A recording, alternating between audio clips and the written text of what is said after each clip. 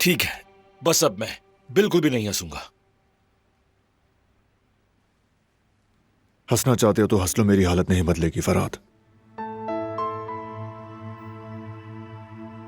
उसे भरोसा नहीं मुझ पर।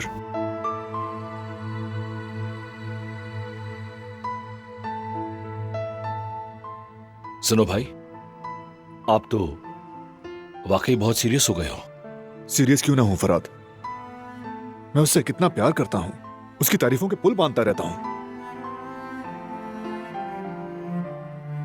फिर भी ऐसे इल्जामात मुझ पर।